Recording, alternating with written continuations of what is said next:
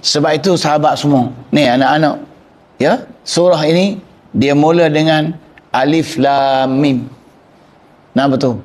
Kenapa dia mula dengan alif lam mim? Dia kata bismillahirrahmanirrahim. Alif lam mim. Nak boleh baca tapi tak tahu makna. Sedap. Itulah sebenarnya bunyi asal Al-Quran. Kalau Al-Quran itu diturunkan dalam bentuk asal, maka itulah nama dia. Sebab itulah Quran itu namanya Quran. Boleh baca tak? Boleh baca tak? Tapi manusia faham ke tidak? Manusia tak faham.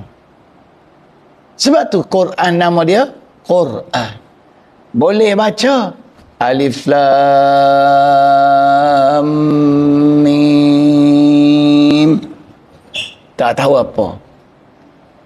Maka oleh kerana tak faham ni lah, lalu Allah Ta'ala kata inna ja'alnahu, kami telah jadikan Quran itu sekali, kami telah jadikan wahyu itu Quranan Arabiyyah. Kami telah jadikan wahyu yang kamu duk baca tu, kami ubah dah. Ja'ala ni mana dia? Menunjukkan berlaku satu keadaan daripada keadaan sebenar ditukar kepada keadaan baru. Dalam bentuk apa? Arabiyyah. Maka kalimah Arabiyyah itu adalah dalil bahawa Quran asalnya bukan bahasa Arab. Dia asal bahasa ilahi, bahasa alam ghaib, bahasa malakut, kita tak erti. Tapi Tuhan kata ja'alnahu. Apa makna ja'ala kalau kita mengaji Arab? Makna tukar satu benda kepada satu benda yang baru.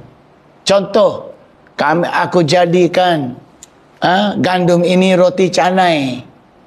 Betul? Jadi gandum tapi telah berubah menjadi roti canai. Maka kalau orang tanya ini apa? Orang tak jawab dah, ini gandum. Orang jawab ini roti canai. Tapi kalau tengok gandum, ini apa? Ini roti canai. Orang tak faham. Betul? Jadi itu makna ja'ala.